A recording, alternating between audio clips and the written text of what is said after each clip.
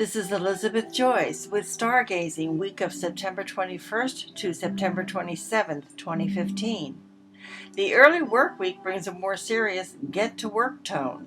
This is an easier said than done because pleasure-loving Venus is in harmony with freedom-loving Uranus by Tuesday evening. Perhaps the best advice is to keep your nose to the grindstone on Monday and Tuesday, then give yourself a break and go wild on Tuesday evening. The Autumn Equinox on Wednesday, September 23rd, shows that for the next 3 months, communications planet Mercury, although retrograde now through October 9th, forms a challenging square relationship to the death and rebirth planet Pluto. You will need to rethink something by the winter solstice, and it's most likely in regards to some kind of current relationship. This year's fall equinox occurs between two eclipses that will bring up the hidden depths for you to review. The lessons of Pluto is for you to be in your power based on your connection to the universe.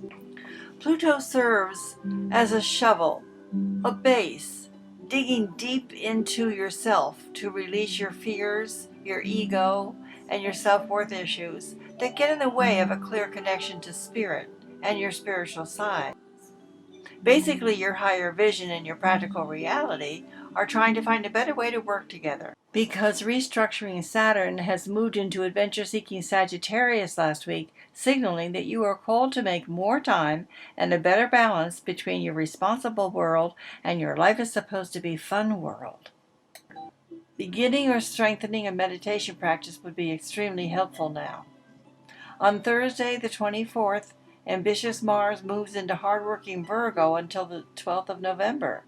You can move mountains under this energy. Just remember to work smart instead of working too hard. If there's any way you can take off Friday afternoon, do so. Mars makes a challenge to Saturn at the end of the day on Friday, and I promise you, it's best to surround yourself in a softer, more compassionate world Friday evening. The moon is in its introspective shine Saturday evening. Important beginnings or purchases are not advised. Go to a movie or throw a dinner party instead. The moon ends the week with a bang, with a full moon eclipse in Aries, the beginning of the Lunar New Year.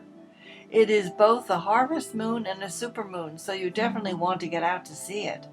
Hopefully it brings a slow, unconscious, and gradual return to peace and prosperity in the political, economical, and personal areas. The Pope arrives over the full moon weekend in Philadelphia and New York, as well as Washington, D.C. This promises stormy weather and a possible hurricane at best. This moon placement and unusual combination brings two special effects. First, the moon is bigger than life.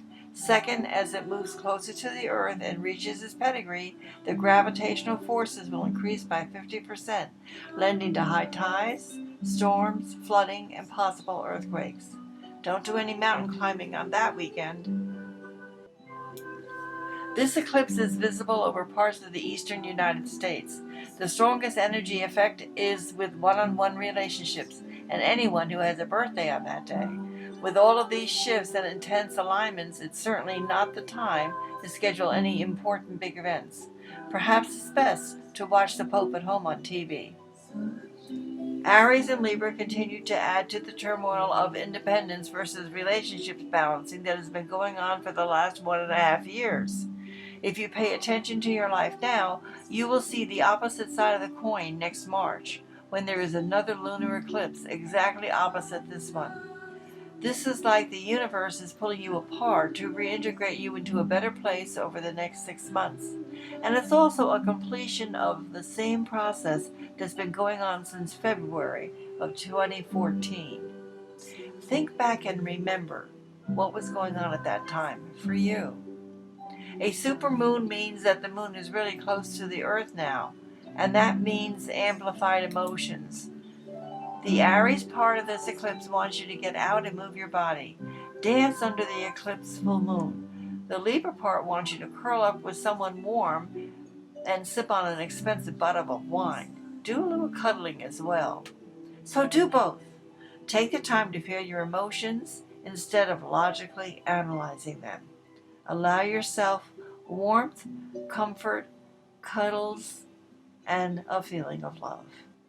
This is Elizabeth Joyce with Visions of Reality. The website is www.new-visions.com.